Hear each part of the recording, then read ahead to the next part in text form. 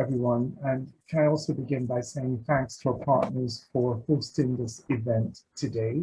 This is such an important time in the response to the pandemic, where we are on the government's roadmap to reopen our society and communities, where we now have more people than ever who've been vaccinated and who are benefiting from the vaccination. And their rates of coronavirus are actually quite low now within the city. So we are now poised to re-enter society. And I am keen that we do so as protected as we can be to ensure that we are as resilient as we can be to manage the rest of the pandemic. So what I've been asked to do today is to do a bit of reflection on where we are with the epidemic, to talk about the vaccine program and how vaccines work. And that will provide a basis, I hope, for the conversations that we will be having today. Now, I'll begin by just reflecting a bit on the impact of the pandemic on our city.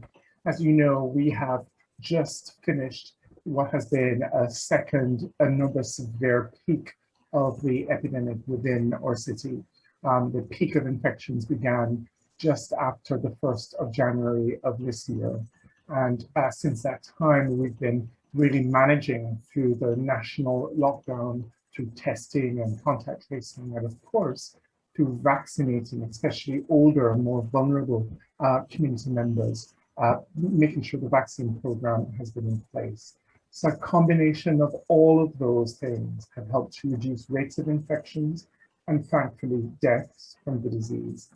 And this first chart just shows the trends in reports of people who were both diagnosed with COVID and who unfortunately died within 28 days of their first positive test in London. In total, since the beginning of the pandemic, more than 700,000 Londoners have been diagnosed with the infection, and more than 15,000 Londoners have actually died from the infection as well within 28 days of a positive test. So the coronavirus and COVID-19 has had a severe impact, not only on the United Kingdom, but certainly on London as well. And I always begin with this chart because it is both sobering about the toll that this epidemic has had on all of us over the past year. And because of this toll, I know all of us can remember thinking in the spring of last year, in the summer and autumn when infections began going up, and certainly in the peak, how so many of us were saying, my goodness, how soon can we get a vaccine? What can we do to help to put this epidemic behind us? And the vaccine really is the most powerful and the most effective tool that we now have to protect ourselves, to protect our family members and our loved ones from this infection. So now that we are here and more than 30 million adults in the country have received a vaccine, we really are at a point now where we should be taking full advantage of the new technology to protect ourselves. So this is just to remind us about the toll and the journey that we've been on over the past year. Now, over the year itself, we've known that COVID has not randomly affected people in the population, but it has taken a disproportionate toll on some members of our communities. And this includes people from Black, Asian, and minority ethnic backgrounds, people who live in more socially or economically disadvantaged parts of our communities. We've seen a disproportionate burden on people who are key workers and people who, for example, have had to continue to go out to work through the course of the pandemic because of the jobs they do and because of the exposure that they may have in the jobs that they do. So we have seen these disproportionate impacts of the pandemic. And this slide just really shows how ethnic groups and various ethnic groups have been affected over the past course of the epidemic, especially as we've gone through nationally the summer period last year when rates were relatively low, the increases that began in September, October as schools began to reopen, and then the massive peak we saw at the New Year's when we began to see the real impact of the new variant. And you can see in this slide that members, especially of South Asian communities, such as Pakistani and Indian, Bangladeshi communities, had much higher rates than other ethnic groups in the country. And that pattern we also saw in London as well. So I could similarly have shown a graph looking at people who are living in more deprived parts of the city and the country, and you would have seen that disproportionate burden as well. Now, the disproportionality that we see in the impact of the epidemic is also seen in the disproportionality in how people have been taking up the vaccine. Now, one of the very interesting and perhaps somewhat distressing features of the vaccine program so far is that the communities that have been most affected by COVID and who've taken the hardest hit in the pandemic are the ones who are often sometimes the most hesitant about the vaccine and where uptake has been lowest. And again, this slide is looking at the data by ethnic group, and we can see that over time, with the percentage of people who are vaccinated, and that's the cumulative or the total percentage of people who are vaccinated over time. You can see at the beginning of the graph on the left-hand side in December, when we just started the program, there were only very few people who were vaccinated at that time. By January, you can see the numbers going up, and so by February, you begin to see much higher levels and percentages of vaccine coverage. And what this graph really shows is, again, looking by racial and ethnic groups, is that you can see vaccine uptake is highest among, this is national data for England, white ethnic groups. We see differential impacts for South Asian groups, but certainly we see the lowest uptake, especially in the Black ethnic groups, and that's both Black African and Black Caribbean ethnic groups, but that tremendous variation across ethnic groups over time. Now, that hesitancy and that lowered uptake of vaccines is due to many reasons. And as you heard from the bishop in our opening address, sometimes it's because people have legitimate concerns about safety and effectiveness. Sometimes it's because people are mistrustful either of the vaccine, how fast it's been developed, or people's bad experiences with the health service means that that level of trust that they may have and need isn't there. And so, in many of these engagement sessions, I've heard people say, I'm waiting until other people have had it before I make my decision. Well, now that we've had more than 30 million people who've had the vaccine with a very excellent safety profile, I'm really keen to see these differences by social group, by ethnic group, by economic group within our society. We should begin to see those differences reduce. So this is certainly one of the features that we have been seeing with the pandemic. The next key thing that I wanted to just show is just, again, the data on hesitancy. Now, hesitancy is a proportion of people who, when asked if they would take a vaccine, would say that they're either unsure or would say that they were not taking a vaccine.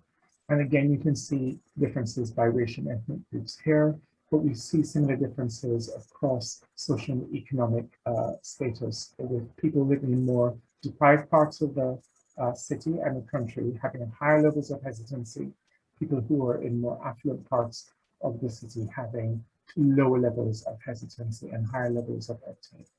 Over time, I'm really pleased to say that the data on hesitancy is improving, and now we see a much lower proportion of especially Black and Asian ethnic groups who are hesitant, and more groups and more communities are saying, yes, I'm ready now to take the vaccine, in part because it's freely available and more people are taking the vaccine. So very quickly, let's just review the vaccination program just to remind you about where we are. You will recall that the policy on the vaccine program is set by the JCVI, which is the Joint Committee on Vaccines and Immunization, and they provide advice on the priority groups for COVID-19. We began by focusing on the highest priority groups based upon age, because we know that age was the main determinant of having severe disease. The older you were, the more likely you were to be admitted to hospital and to die from the infection. And that is why vaccination programs started with the oldest cohorts and then moved down the age cohorts. So we began with people who were residents in care homes and older adults, and then went through the 80, 75, 70, 65, 55. And today, I believe the government and JCVI announced that they'll be going to the 40 to 49 age group beginning with those aged over 45. And the JCVI today also reinforced that, especially for people of Black, Asian, minority ethnic communities, people who have a high body mass index or BMI, who may be obese, people who may be at risk because of their health conditions need to be prioritized as well. And they're encouraging people to take up the vaccine in effort. So the program itself is moving at pace. The government is meeting its targets and is in fact somewhat ahead of its targets in terms of coverage. And because we have reopened society yesterday with more opening of shops and retail and mixing outside, I think the government is also keen that as we emerge into our society, that we are as protected as possible. So a number of people have asked, how do these vaccines actually work, and how can we really be assured about the process? And I'm often asked as well that it seems to have been amazing that we've developed these vaccines in such a short period of time. Can you be sure about their safety and efficacy? Now, the good news is that although the vaccines were developed in a short period of time, the technology that sits behind those vaccines have been developing over years. And so what we've been able to do over the past year has been to have increased political will to develop the vaccines, matched with increased funding to develop the vaccination programs, and a more efficient development as well as assurance and approval process for the vaccines by running various stages of the vaccine development process rather than doing them in series, to do them in parallel. So really looking at a more efficient way of developing the vaccine. And this is because of the nature of the pandemic and the need for us to move quickly. So that is how the vaccines have been developed quickly. They have gone through all of the regulatory processes, and the Medicines and Health Regulatory Agency, the MHRA here in the United Kingdom, oversees the safety and regulation of all vaccines, and all vaccines which are available have gone through the UK regulators. The vaccines work in different ways. For this way, I just want to show really what the Oxford vaccine does.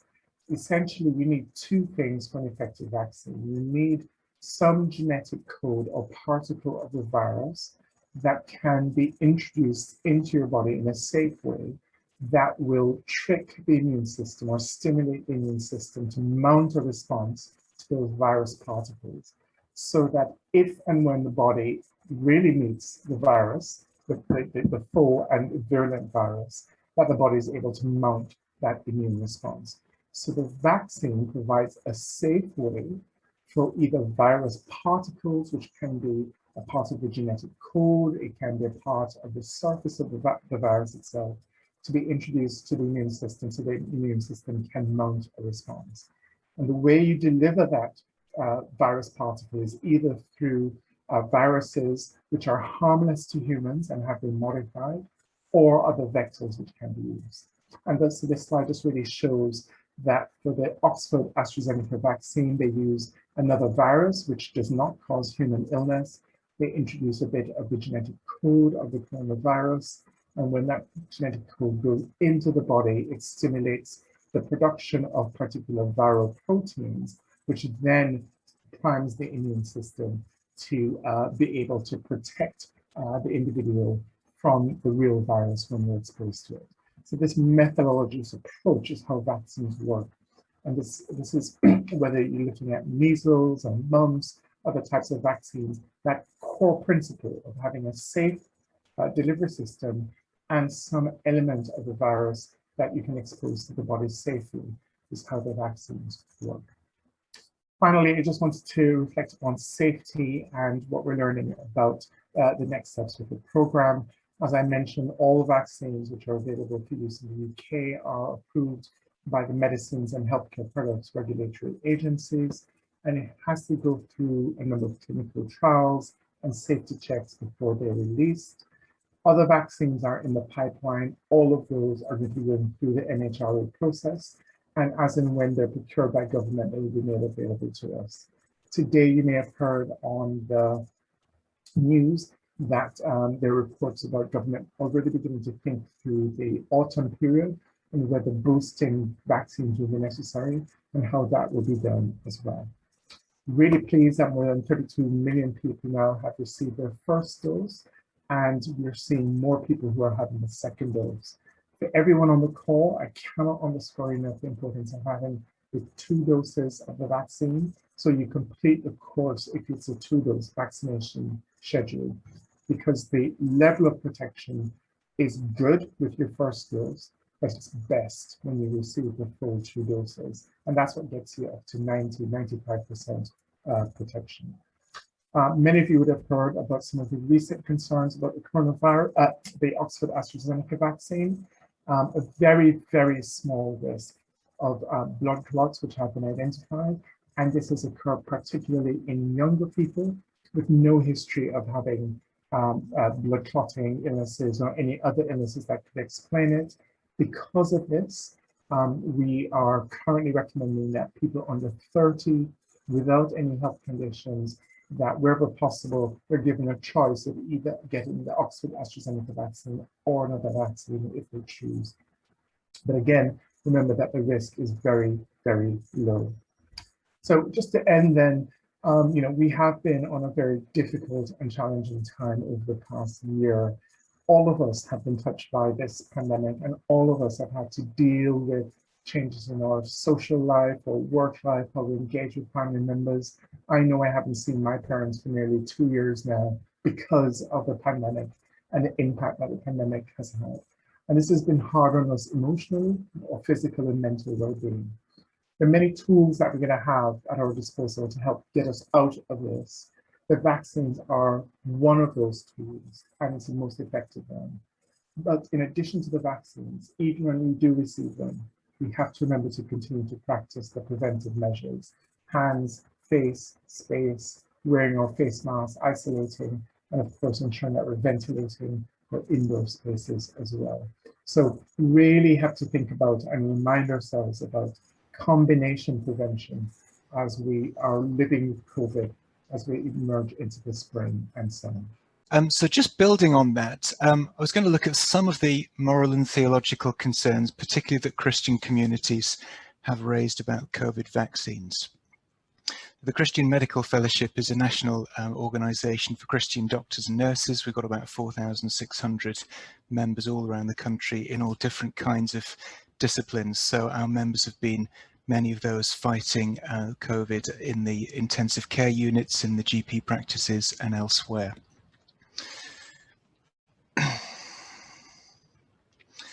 So what are the concerns that Christian communities have about the vaccines? Well, some of them are just the same as everyone else. Are they safe? Are they effective?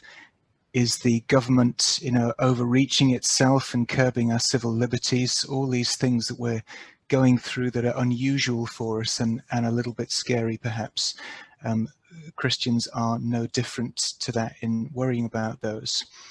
Some of them may be largely ethnic or cultural. So here in London, particularly, when a large percentage of the Christian community may be from Black or Asian backgrounds, then there may be particular ethnic groups or cultural views that church community may have that's different to specifically being a Christian. So I think, as Kevin's already said, there may be concerns about racism in healthcare. Is the NHS actually looking out for people like me, for my community?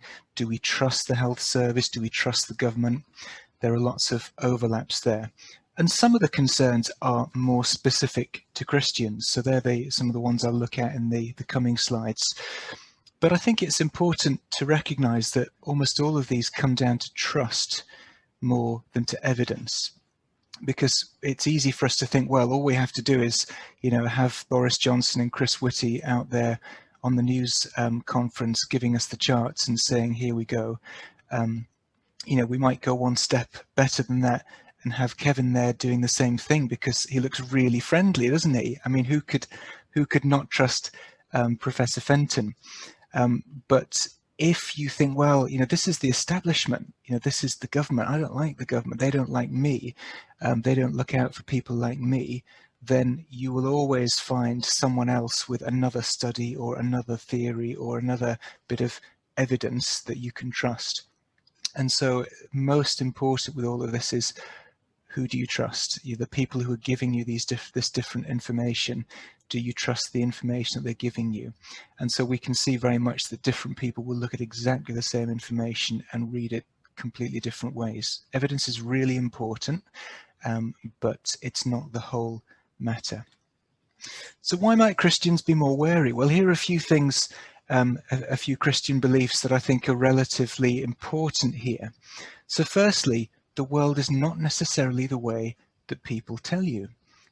People often tell you that, we just evolved in a mindless, directionless process. There's no God. Once you die, you just rot. There's nothing beyond the grave. And of course, Christians will say, that's not the way the world is. I know that. And then there are dark forces out to mislead you. People are out to deceive you, to turn you away from the gospel and from your belief. And that's obviously true in many ways. Now, often Christians will think, well, society's against Christians. We're persecuted. We've always been persecuted. People don't like Christians. And then, of course, many of us believe that we're in the end times, these eschatological views. If you read the book of Revelation and you see some of the amazing things that happen in there, these amazing figurative prophecies, what does that mean? That something is going to happen. There'll be times, particularly when the world turns against Christians. So these are beliefs that are common to all Christians to some extent, more so or expressed differently in some communities, and they may all be true at times, but the question is, when are they true? In what ways are they true, and to what extent are they true? So we need to be very careful about how we put these beliefs together, but it can mean that some Christian communities particularly are more vulnerable to the kind of harmful conspiracy theories that we have heard shared. Because when we put all those together, I think sometimes we can get a perfect storm. So many Christian communities will believe that COVID's not as serious as we're being told. We hear lots of people saying, oh, Sweden got it right. They didn't lock down. They were okay. All we need to do is, keep our old people out of the way until we've all got this herd immunity and everything will be fine. Lots of skepticism about lockdown. There's many different views about exactly what was the best thing to do, but lots of people will be skeptical about, did the government get it right? Did any government get it right that's locking down and isolating communities? Then there's views that governments and big business are actually conspiring together to control us. We might quite justifiably have some concerns about some of the way that big pharmaceutical companies can operate. We all know that there have been scandals. We all know there have been some research scandals. And the question is that operating here or not? Do you trust the World Health Organization? Many in America do not. We do more in the UK, but these big multinational organizations, many Christians have a distrust of those instinctively. And then this idea that the church is being persecuted. Well, look around you. Churches have been closed. We can't sing in church. We can't take mass or communion. These are not just like going to the golf club or the cinema. These are essential services for Christians. And so if Christians feel that they're being treated unfairly or persecuted, well, that's not going to make them trust the same government that's telling them all about COVID and the vaccines. And so the conclusion can be, we have to stand strong against this. We have to resist all this misinformation from the government and the health service. If you've read the book of Revelation, you know about the mark of the beast, this frightening thing that will happen in the end times that we must stand firm against. What does it tell you? That you would receive a mark, and without it you can't buy or sell. Hang on, doesn't that sound a little bit like a COVID vaccine passport? Oh my goodness! You can understand how many Christians might look at those things and put them all together and be very worried by it. And then what about links to abortion? So we know that viruses, they're very different to bacteria. They only grow inside living cells. And many of the cell cultures, these so-called immortalized cell lines, they do come from historic abortions. HEK293, PERC6, these are cell lines that are used in the production of some of the vaccines that we're familiar with. Now, mostly these come from a single abortion back in the 1970s or 1980s, and the cells taken from them, they will reproduce for many years because they've been altered to do that. But the question is, well, if abortion is morally wrong, how can we benefit from it? How can I, take a treatment that comes, even distantly from the death of an innocent child? Now, there are some misunderstandings in these situations. Many people have thought that there is actual fetal tissue, actual bits of dead baby inside the vaccines. That is not true. Many people have thought that current abortions today are being used for the production of vaccines. That is not true. And yet there are these historic links which we need to be aware of. So the AstraZeneca and the Janssen vaccines, they use some of these abortion-derived cells in the production of the vaccines, and the Pfizer and Moderna ones, the mRNA vaccines, they do use some of these cells back in the testing. So it is one step further back, but there has been some involvement of that. There are some vaccines that don't use fetal-derived cells, so I understand the CureVac vaccine is free of that, but it's not yet available for use. And weighing up all of these things, interestingly, the Vatican, the Catholic Church, that is often very strongly pro-life and anti-abortion, the Vatican has said it's okay to use these vaccines because the seriousness of the pandemic combines with being very distant from the original abortion that might have led to the cells that are being used. And so the Catholic Church has said, on balance, we think you should go ahead and get these vaccines. But of course, Protestants don't have the same hierarchy. It doesn't matter to Protestants what the Pope says in general. And so individual churches or communities will take their own views on that. Now, there are some calls for vaccines to be produced and made available without links to abortion. I think that's very important, but this is something we could think about longer term. It's not something we can think about this year or next year when we really just need to get the pandemic under control. So putting all of that together, that's some of the reasons why I think many Christian communities are really anxious and hesitant about the vaccine in a way that others may not be. What's important, I think it's really important to have church leaders understanding the issues and able to speak up about it. If they can say that, I've looked at the evidence, I've looked at the moral questions, and I do think that on balance we should be taking that. And especially if you've got church leaders from different ethnicities, denominations, people that look like you, that think and speak like you, that have the same shade of belief that you do as well. It's really important to build that trust. I think we do have to take seriously these moral concerns about links to abortion. Often it just passes people by. I once did a BBC interview with even a Christian journalist from the BBC, and I really had to convince him hard that this wasn't just some crazy conspiracy theory, that there was an actual historic link to abortion in the production of that, because he just thought we were talking about, is there actual fetal tissue in the vaccines? It's really important as well to engage positively with faith communities. If you're basically just saying you need to shut down your church, not operate, don't cause trouble, then of course groups will feel persecuted. But it's really important to say, well, look, here's how we can get you to do the good work that you're doing, to be the best that you can, to operate and to support your community in a way that is safe. I've put a couple of websites on there, the Christian Medical Fellowship, cmf.org.uk, and John Wyatt, who's our president, johnwyatt.com. There's some really good COVID-related resources on there. One of our publications that we put out regularly is called the CMF File. That's just a few pages of basic information that most people can read. And there's one just coming out on vaccines in general that's really helpful on this. I think it's really important as well to avoid any impression of coercion. That's why things like vaccine passports, I think we have to be really careful about that. Any churches who are being told, you must have vaccination proof before people can come into your services, that's going to be like a red rag to a bull for many Christian congregations. So thanks very much. I want to do something slightly different, and it's to, in a way, bring all of that together. And I'm not going to show you a presentation. I just want to have a conversation with you. I want to talk to you briefly. And I was asked to speak on broader theological concerns. So by training, I'm a scientist. I work in science at Imperial College London, but I'm also a minister at a thriving Pentecostal church in London. And that church is part of a denomination which is the largest Black Pentecostal movement in the United Kingdom, with around 33,000 followers and 100 branches across the United Kingdom. And so I do speak to a lot of Black Pentecostals in terms of their views on the vaccine and their thinking around the subject matter.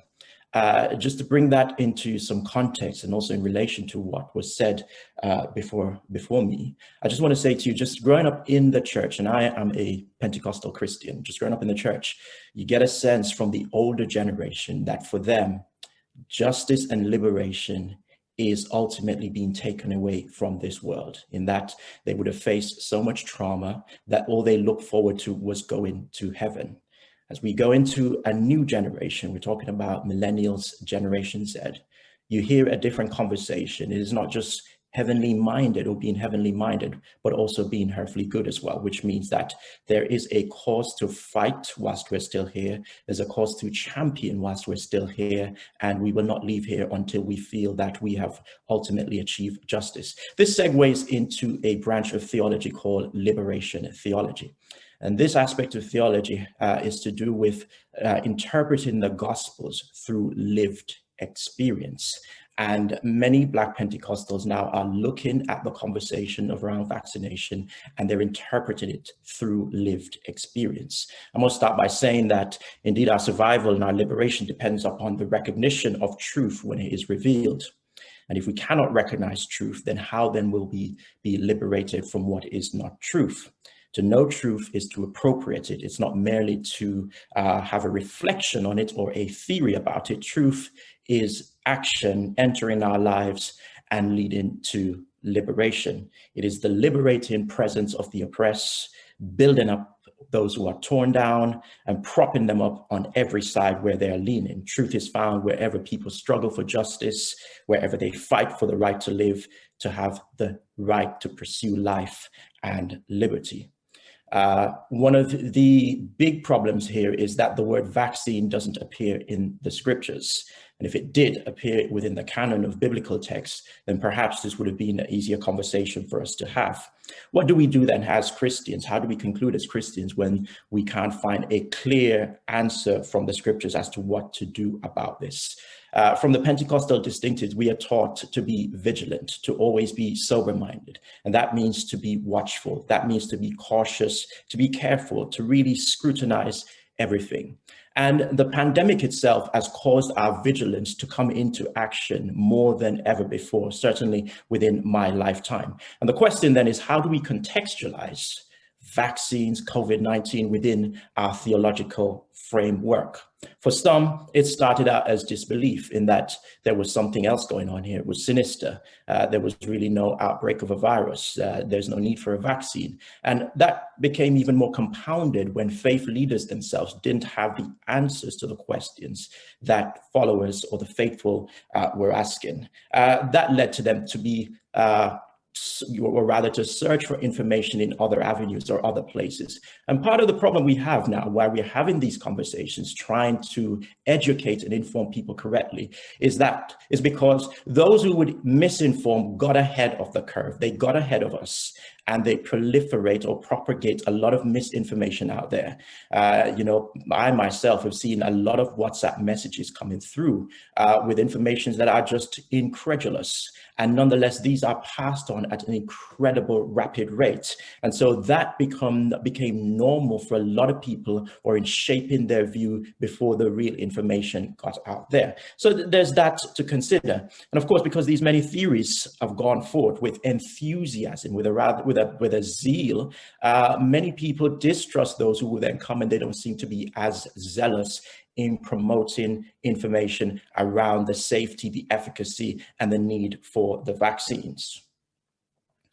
The force at which these explanations went forth were contrary to the advice that was being delivered by the government, for example. And when we consider that within the context of inequalities, historical inequalities and injustices, then that says to us, okay, we must not trust the government at all. And not only do we look at this from the perspective of historical injustices and inequalities, we look at this from the perspective of current injustices and inequalities playing out right in front of our eyes. when we have to live in a world that says take a vaccine, but at the same time, we are arguing or pretty much knocking at your doors for you to admit that Black lives do matter, then there is now a lack of confidence because we're having one conversation with you and you're trying to have another conversation with us. When we live in a world where our lived experiences are sidelined, and it is now said that there is no issue here when it comes to institutional racism, and in the next sentence, the same institutions are saying to us, you need to take the vaccine. There is this mistrust now in that you've just sidelined our lived experiences. How then can we take confidence in what you have to say to us around taking the vaccines? Every church leader within the Black Pentecostal faith must now contend with membership or followers who presents these issues. And every church leaders within this context must now fight a cause of justice. What is right? What is equitable for their people? And of course, we have to then, as I said, reconcile this within the conversation of faith. It is one that takes into account, as was said by Mark, Christian ethics and morals. It is also one that takes into account prophecy. And when I speak about prophecy here, put simply, it is to know the will or the intention of God's heart. Many would have started out, and this is something we do within the Pentecostal distinctive. We start out each year by setting a prophetic vision for the body of Christ. So many would have started out 2020. 2020 is linked to 2020 vision. So many would have started out the year 2020 to say it's the year of vision. It's the year of absolute clarity. Not many or any would have seen the coming virus and the viral pandemic. And as a result, a lot of people start questioning the correct nature of their prophetic utterances. And therefore that created another problem. What do we do? How do we understand this within the context of our prophecy? Mark also mentioned eschatology. And what we're talking about there, put simply, is a branch of theology concerned with the history or the end time of the world as we know it. Is this the mark of the beast? From a Pentecostal distinctive, we're taught that the mark of the beast is during a time called the tribulation. This comes after Jesus returns to take away those who believe who are alive and also to resurrect those who were believers who had passed away. It is after that that the mark of the beast is revealed. And as was said, that is needed in order to do transactions, whether that be buying or selling. Now, the question I would ask then for those who are here from a Pentecostal distinctive, if that is the case, as we are taught from the scriptures, and we believe that the vaccine is the mark of the beast, then it would mean that Christ already returned and we would have been left behind. And I do believe that would be a greater tragedy to contend with. So we are being, I don't want you to see all of this as conspiracy theories or misinformation. I think there's a level of scrutiny that is taking place here as well. And as I said at the outset, we are being vigilant. We've always been taught to be vigilant and to be sober-minded, to question, to review, to scrutinize. And this is what's happening here. There's a scrutiny. So what is going on here? Is it politicians that we don't trust trying to be our saviors and our liberators overnight?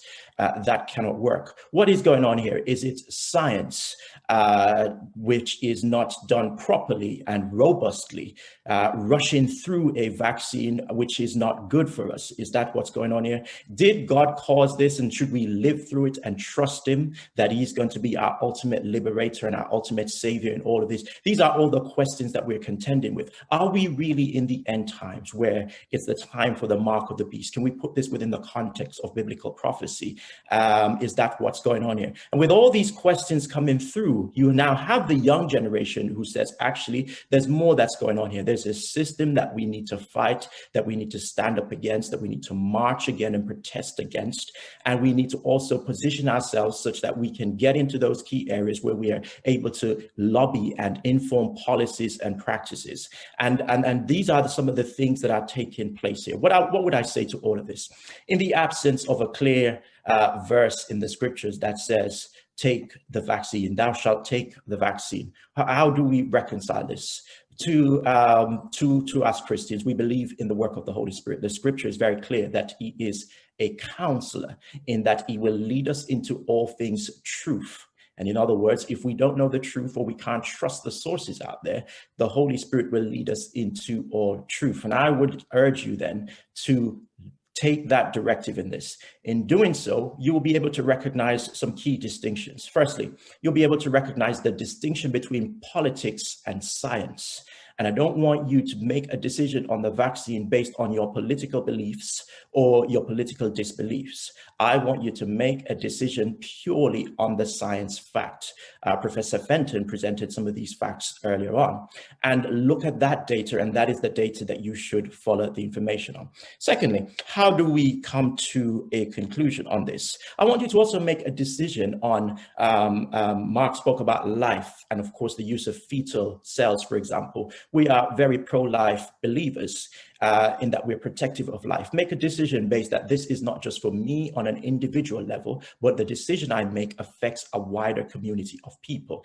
In that if I decide to take the vaccine, it stops me from being able to transmit the virus, or reduces that possibility of being able to transmit the virus to others who may be susceptible or vulnerable within my community. So this is about justice, and it's about what is equitable. And so we must understand those around us as well and be responsible for them. Likewise, we are responsible for ourselves. So that's something we must also bring into this conversation, in that what I do will affect others around me. I don't want to speak for too long because I do want to leave space for question, but I will conclude with Deuteronomy 30 and 19 for those who are looking for a scriptural position. And it says, I call heaven and earth as a witness against you, and I set before you life and death. I set before you blessings and curses. And it's up to you now to choose. But my suggestion for you, according to the scripture, it says, choose life so that you and your children might live. I believe, and I'm a Christian, that to take the vaccine is life. There is enough data now to show that it reduces hospitalizations. There is enough data now to show that it reduces death. And that certainly is supportive of life.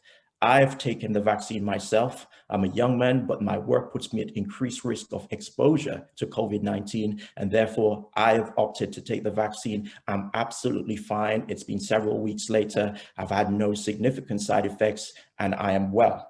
And I want to say that once we get past this, there's a bigger work of justice to do, and so we must not be so sidetracked by this that we stay here indefinitely, because after lockdown, after COVID-19, there's a bigger work to be done, in that a lot of businesses were shut down. How do we rebuild our economy? What is the role of Christians in that process?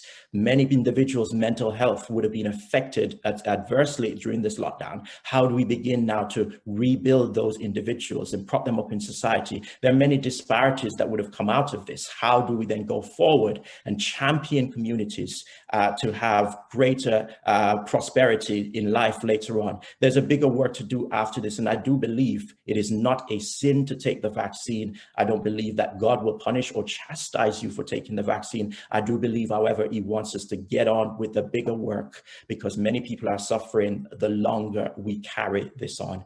And that's where I'll conclude. Thank you very much.